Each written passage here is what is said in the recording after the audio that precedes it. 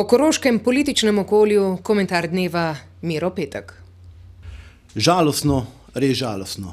Politično okolje na avstrijskem Koroškem spominja na začetek prejšnjega stoletja, na čas okrog plebiscita.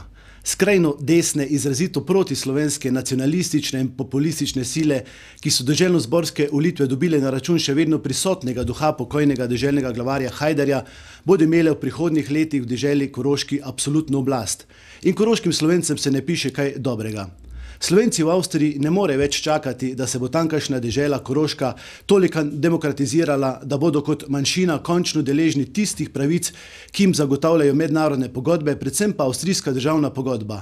Ta se po več kot pol stoletja v njenem 7. členu še vedno sistematično krši, politična klima v deželi pa Slovencem zagotavlja le še umiranje na obroke.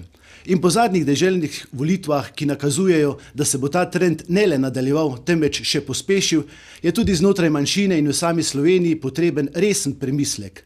Slovenska vlada in slovenska diplomacija bosta morali odigrati bolj aktivno vlogo. Nastopil je čas, ko bo Slovenija morala notificirati nasledstvo avstrijske državne pogodbe. Nastopil je čas, ko bo o kršenju temeljnih pravic naše manjšine na Koroškem potrebno dovolj glasno seznaniti mednarodno javnost in to problematiko internacionalizirati. Od Avstrijcev pa bo treba prevzeti model, ki so ga sami uporabili pri zaščiti avstrijske manjšine na Južnem Tirolskem. Skromen rezultat lokalnih in deželnih volitvah pa je priložnost, da tudi manjšina pogleda vase in se povpraša okrog lastne organiziranosti in dejavnosti.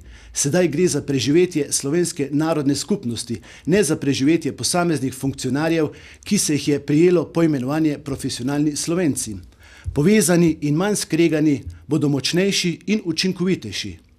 Kriza je torej lahko tudi priložnost.